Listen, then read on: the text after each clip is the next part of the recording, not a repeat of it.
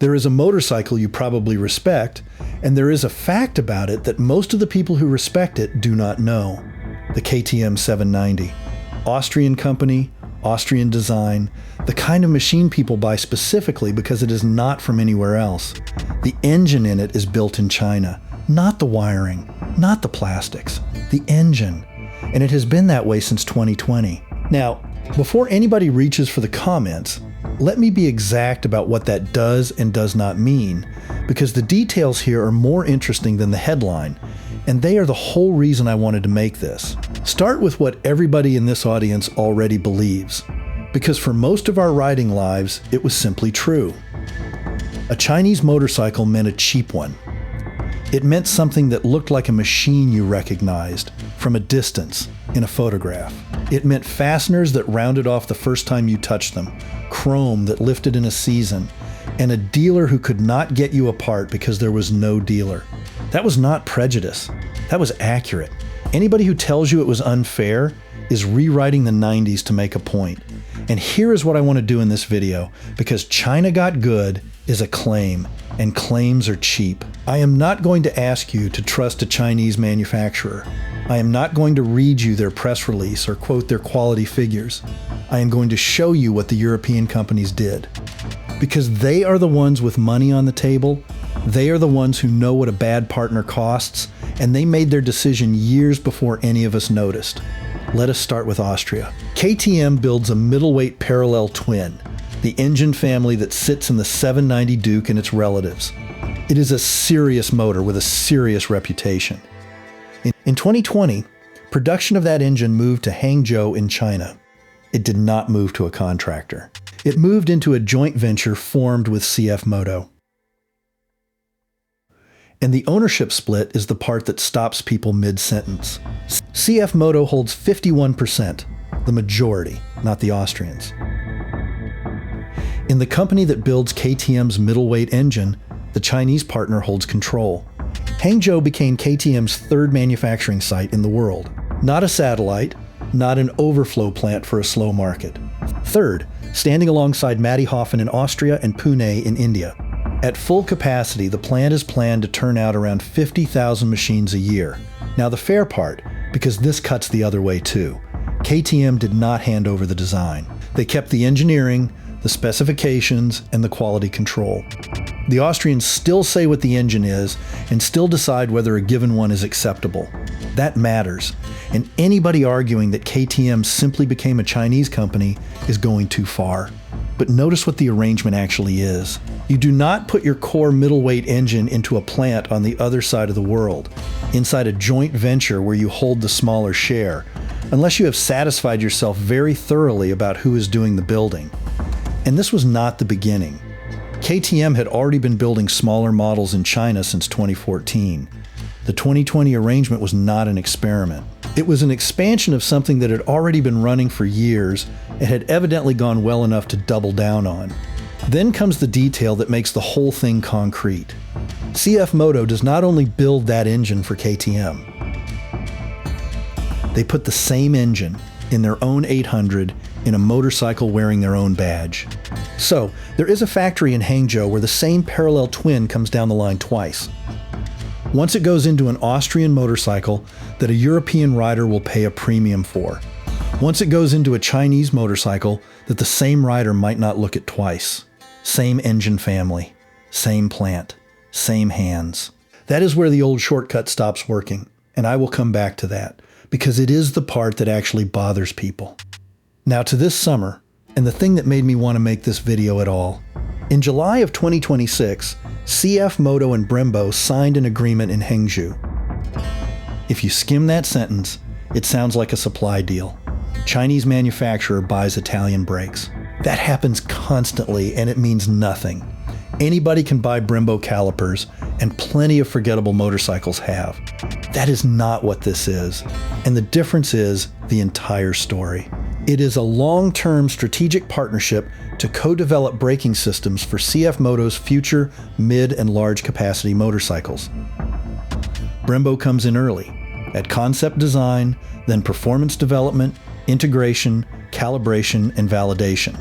Let me translate that out of corporate language, because it matters. The normal arrangement is that a manufacturer designs a motorcycle, and near the end, somebody orders brakes that fit it. The brake is a component. It arrives at the finish. What was signed in July is the opposite. The braking system is designed together with the platform, for that platform, from the start. Brembo's engineers are inside the development of the motorcycle, rather than delivering parts to it. Companies do that with partners they intend to be tied to for a decade. They do not do it for a badge license. And there is one more clause that I think tells you more than the engineering does. The partnership extends into motorsport and into talent. Brembo became a strategic partner of the CF Moto Talent Project, the program developing the next generation of Chinese racing riders. Sit with that for a second.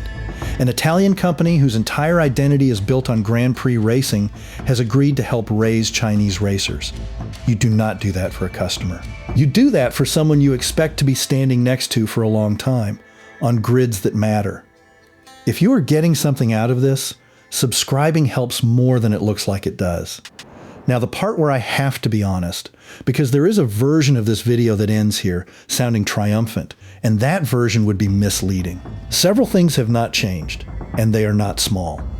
Dealer networks have not changed. A Japanese manufacturer has decades of coverage, parts, logistics, and trained technicians. If something breaks a long way from home, that infrastructure is the product, and it is not something a partnership announcement fixes. Long-term reliability data has not changed either, for the simple reason that it cannot yet exist. Reliability at 15 years is measured by waiting 15 years. Nobody has that number for these machines, and anybody offering you one is guessing. Resale is unresolved. Parts availability a decade out is unproven. And the reputation gap is real, regardless of the engineering, because reputation lags reality by about a generation. And there is a skeptical case that deserves stating properly rather than waved at. A joint venture is not the same as independent capability. KTM keeping design control is not a footnote. It may be the only reason the engine is any good. A brake partnership announced in July is a promise about motorcycles that do not exist yet. And a factory tour, however impressive the floor looks, tells you what a company can do on a good day with visitors watching, not what comes off the line in year 4. All of that is fair. None of it is answered yet. So the honest statement is not that the argument is settled, it is that the argument moved. Now, before the question I actually want to ask, there is a comparison sitting right there, and most of the people watching this lived through it. Everything being said about Chinese motorcycles today was said, word for word, about Japanese ones. Cheap, disposable, copies of proper machines. Fine for a commuter, not a real motorcycle. No dealer network worth the name. Buy one if you must, but do not pretend it belongs next to a British twin. That was the settled opinion of serious riders, and it was held by people who genuinely knew motorcycles, the same kind of people watching this now, with the same earned confidence. They were not stupid, and they were not wrong at the start. Early Japanese machines really were built to a price. The mistake was not the judgment. The mistake was assuming the judgment would keep being true. The British industry made exactly that mistake, and it did not lose because it was outspent. It lost because it kept answering a question that had already changed, and by the time the answer was updated, there was nothing left to sell. I am not saying CF Moto is Honda. I have no idea, and neither does anybody else yet. I am saying that the last time an established motorcycle world watched a cheap newcomer and decided the category was settled, the people who felt most certain were the ones who lost the most. Which brings us to the question I actually think is worth asking, and it is not the one people usually ask. When you pay more for a Japanese or European motorcycle today, what exactly are you paying for? Break it into parts, because they are not the same thing and they do not deserve the same defense. You are paying for engineering. That one is real, and it is also the part that is being closed on fastest, because engineering is the thing you can buy, license, partner for, and hire. You are paying for the network. That is real, and it is not closing quickly at all, because it is built out of buildings and people and decades. You are paying for residual value. That is real today, and it is partly a belief about the future, which means it holds exactly as long as everybody keeps believing it. And you are paying for the badge. And the badge is the part nobody wants to itemize. For a long time, all four of those things traveled together, and that is why the shortcut worked. You could look at a motorcycle, read the tank, and know roughly where it sat. The badge was a reliable summary of everything behind it. Those four have started to come apart. And that, I think, is the thing that genuinely unsettles experienced riders. Not nationalism and not brand loyalty.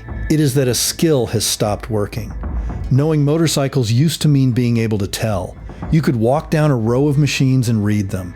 This one is serious, this one is a toy, this one will still be running in 15 years. That was earned knowledge, built out of decades of paying attention, and it was accurate. Now there is an engine that is Austrian and Chinese at the same time, depending on which sentence you are in. There are brakes designed jointly by an Italian firm and a Chinese one before either knew what the motorcycle would look like. There is a plant in Hangzhou that is simultaneously a Chinese factory and one of KTM's 3. None of that reads off a tank badge. And the honest response to it is not that the old knowledge was wrong.